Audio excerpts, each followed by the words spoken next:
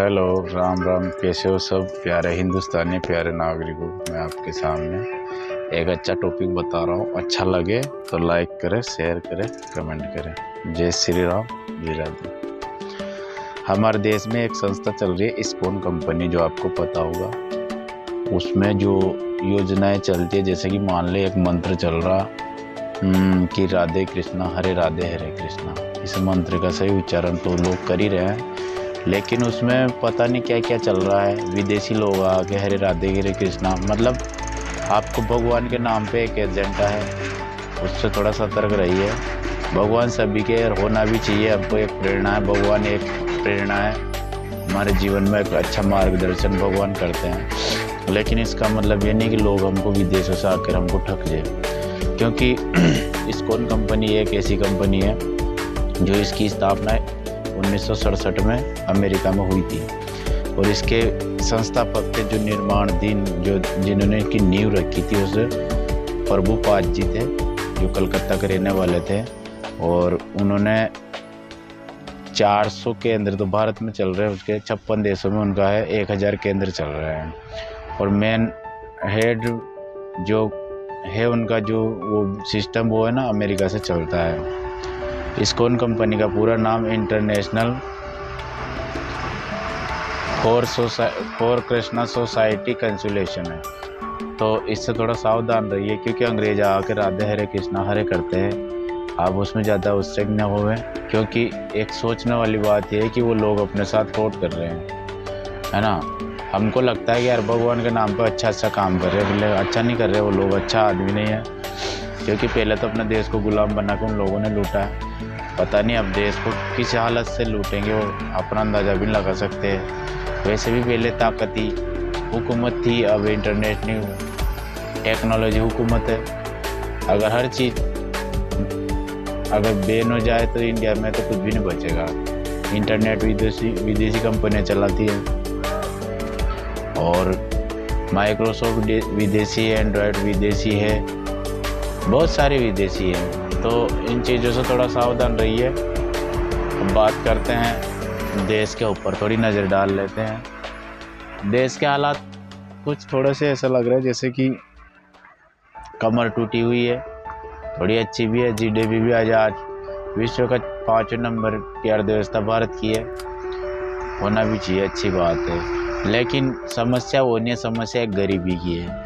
कितनी भी हो, चाहे नंबर 1 पे आ जाए भारत, पर फिर भी गरीब हो, भ्रष्टाचार, करप्शन जिसको बोलते हैं, वो कभी ख़त्म नहीं होगा। क्योंकि केंद्र सरकार जो भी योजना बनाती है, तो नीचे वाला अधिकारी है सोचते हैं कि हमारी जेब में कितने आएंगे।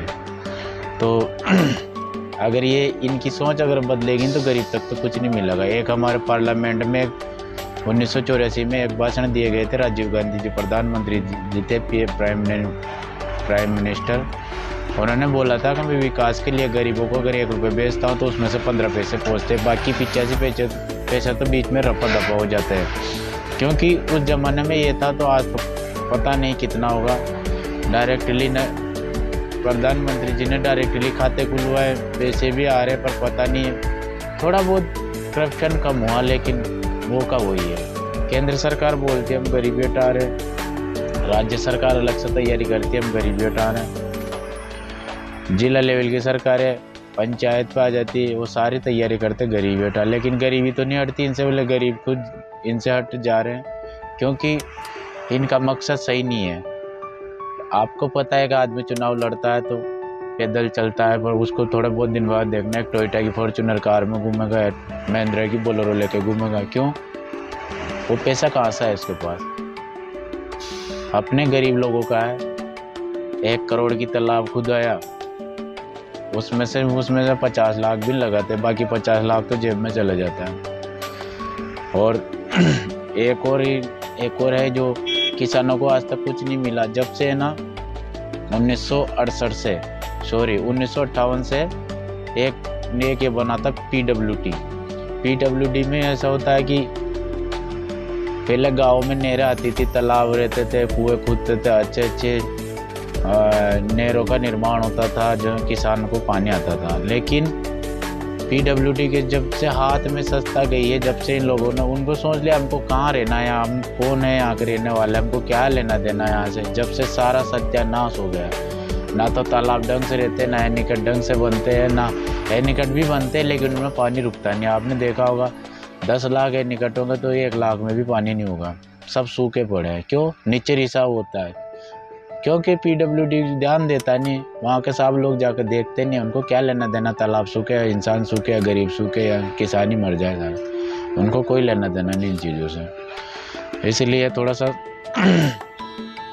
सतर्क होने की ज़रूरत है। देश में बहुत ज़्यादा गरीबी के हाल है, जनसंख्या ज़्यादा हो चुकी है, आपको सबको पता है। विश्व में सबसे ज़्यादा जनसंख्या है तो अपने देश में है, क्योंकि इतनी जनसंख्या तो शायद असंभव है, क्योंकि ज़्यादा जनसंख्या होने के कारण हर सवाल उत्पन्न होते हैं जनता में, क्योंकि हर जनता अपनी अपनी राय रखती है और होना भी चाहिए। रोजगार बढ़ नहीं रहे, बेरोजगारी चरम पे है और इसके जिम्मेदार सिर्फ सरकार ही नहीं है, अपन भी हैं। क्योंकि जनसंख्या शायद कहीं ना कहीं ज़्यादा होती है तो ज़्यादा होती है, ज़मीन वो की हुई है।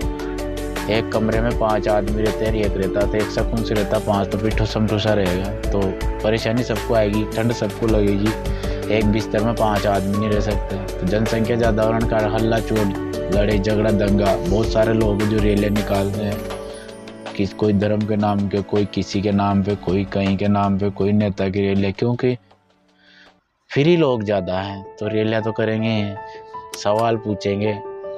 और शिक्षा की भी ज़रूरत है, शिक्षा सवाल करती है। और ये जो भी लोग हैं, ये जो कथा भागवत करते हैं, ये बापू नहीं है, डाकू है, सीधे सीधे लूटने वाले, बिना टैक्स का सीधा व्यवहार कर रहे हैं, बिना टैक्स का। इनका कभी टैक्स लगता ही नहीं है, मंदिरों पर कभी टैक्स लगता ही नहीं है।